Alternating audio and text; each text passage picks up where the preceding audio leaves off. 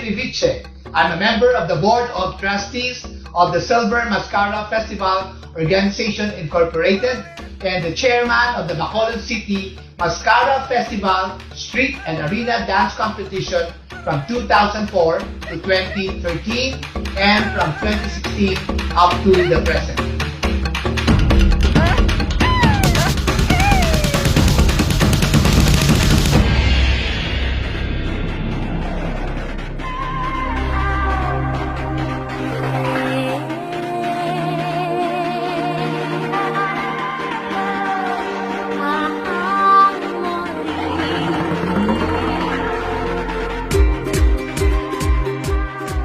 Welcome to the Masskara Festival of Bacolod, the capital city of the province of Negros Occidental and the Region 6, Western Visayas. The word Masskara is a combination of two words, mas, meaning a multitude, and cara, from the Spanish word for face, which is cara. Thus, Masskara means a multitude of faces, smiling faces. The festival started in 1980 as an added attraction to the annual celebration of the October 19 Charter Day of Bacolod as a city. The festival highlight was held on a Sunday nearest to October 19. Bacolod during that time was dubbed as the City of Smiles due to the amiable and hospitable character of its people and the sweet life brought about by the economic boom of the sugar industry in Negros Island. Inspired by the tagline City of Smiles, the local visual artists, headed by the Art Association of Bacolod or AAB, in partnership with the local government and the support of the Department of Tourism, conceptualized the Masskara not only for the Charter Day celebration, but as an added artistic and economic activity for the city. Workshops on paper mache masks were conducted in the barangays by the Art Association of Bacolod, while the local government provided financial support and the Department of Tourism for the promotions. It was also in the late 1970s when the world prices of the sugar from Negros dropped and tourism was already considered as one of the alternative economic stimulus for the province.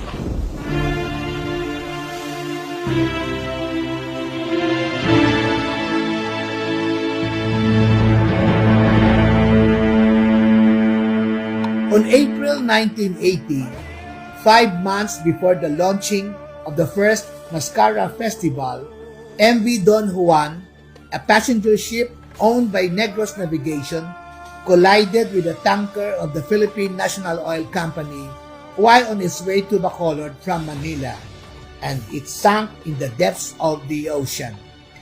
Hundreds of Bacoleños and Negros residents died in that tragic event, including the family members of the Bacolod City Mayor during the time, Digoy Montalvo. Despite the ordeal, the city officials and the organizers decided to push through with the festival in October.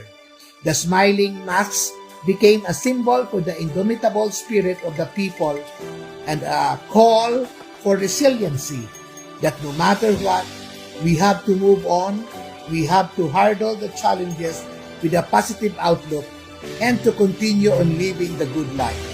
Thus, Masskara Festival was born.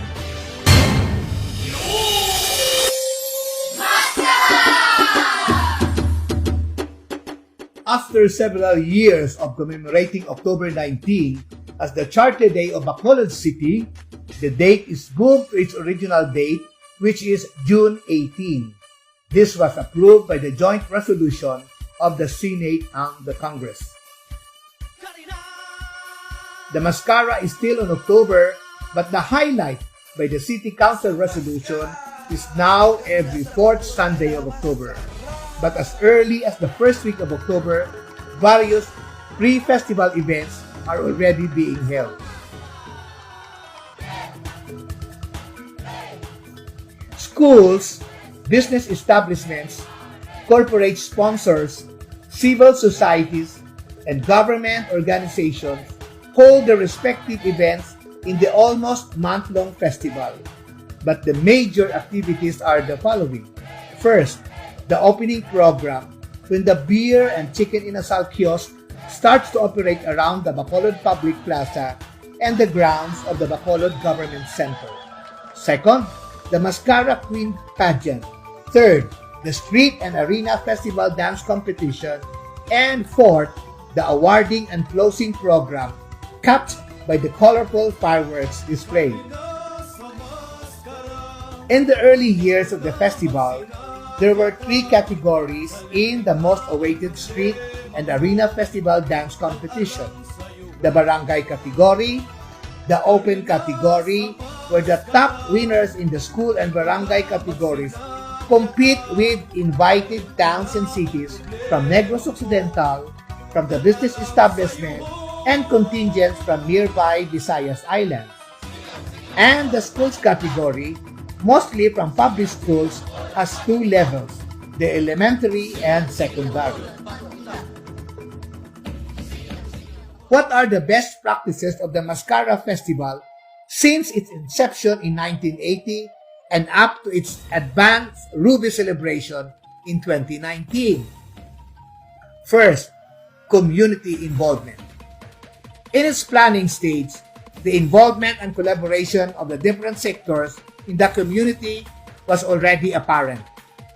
The local government provided the initial fund and the logistics, the artists, the inspiration and visual pegs, the tourism experts, the promotions, the community groups such as the market vendors and the gays, the barangays and the schools, for the performers, the artistic and production staff, and the civic organizations, and eventually the two private foundations that manage the festival.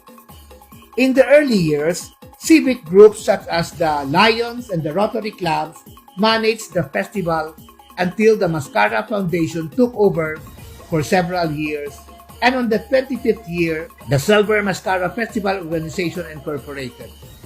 The Kasadya Bacolod Foundation had a brief 3 years interlude from 2013 to 2015.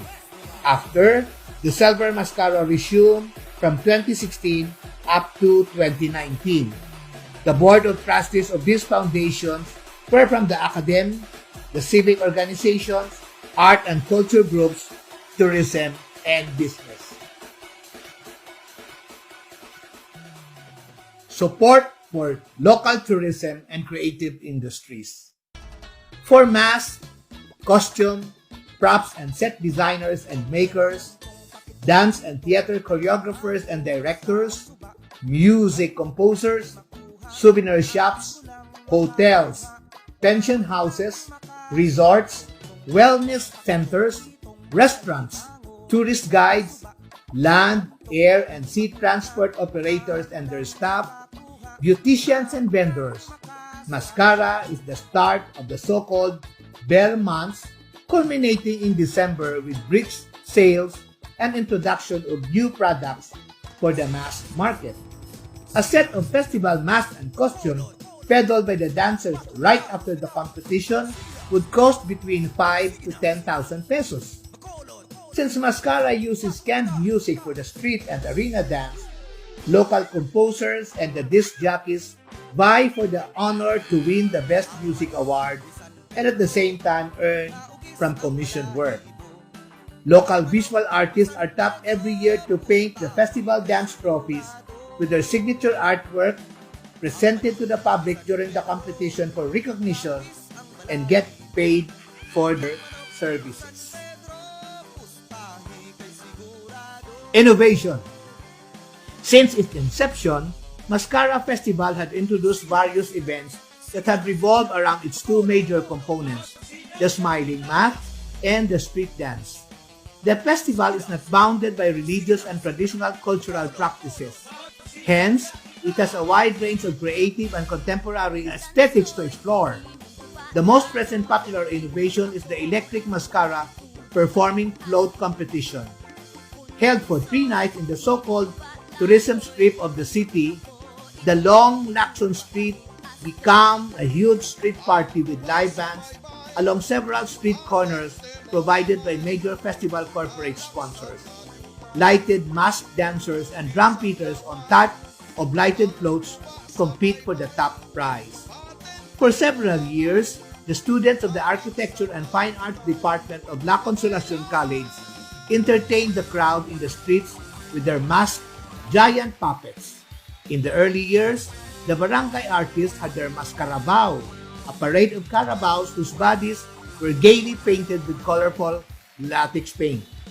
To accommodate the small groups of young hip-hop dancers, GMA sponsored the Masskara competition. The contestants has to wear inexpensive and modified face paint or mask and street dance-inspired costumes. Another crowd drawer is the Masskara Face-Off, the dance battle elimination of festival dance choreographers that is held every night around the city public plaza and in the grounds of the city government center. Every year, the festival goers look forward to new events that are still centered on the smiling mask and the popular dance steps associated with the festival.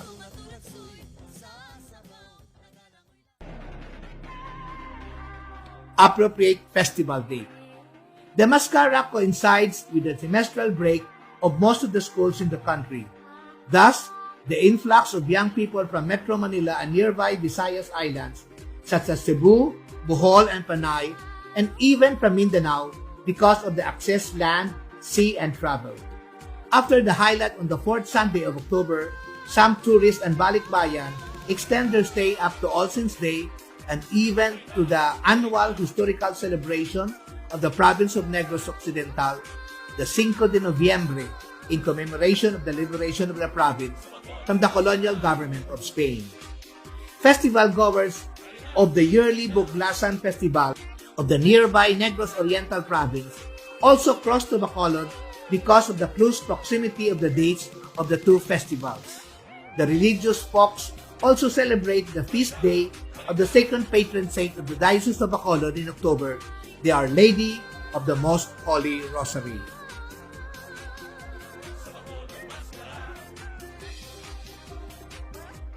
Sound financial management. The lifeblood of a festival is its solid financial standing. The Silver Masskara Festival Organization Incorporated always ensure that at the end of the festival every year, there is an allotted budget intended for the logistical operations for the following year.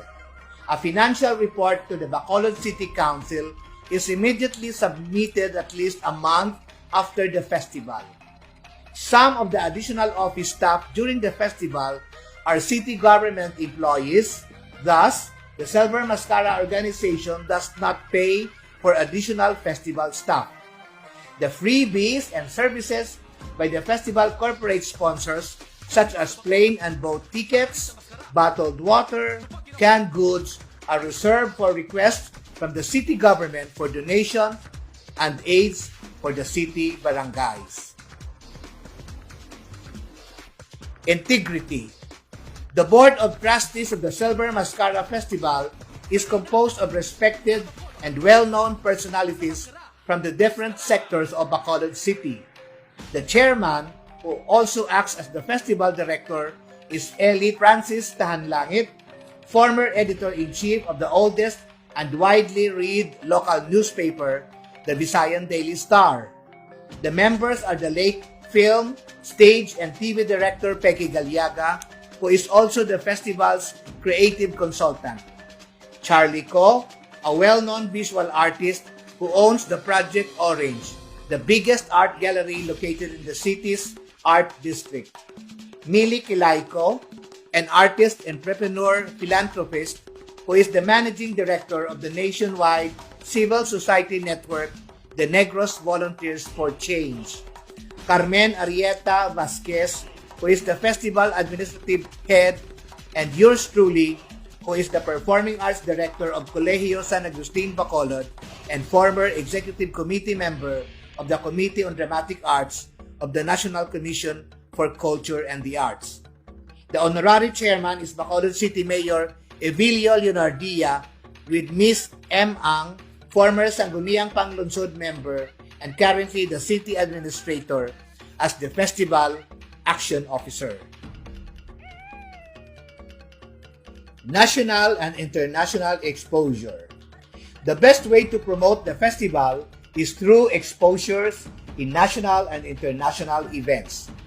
The Masskara is always requested to perform in the national and international conferences held in Bacolod City. Annually, the festival dance is featured in the Negros Trade Fair, which was hosted by Rockwell, Glorieta, among others, in Metro Manila. The festival competed and won prizes in the International Mask Festival in South Korea and China, and was invited to perform in the Hong Kong Chinese New Year Festival, the United States of America, Thailand, Malaysia, and Singapore. Sustained visual peg.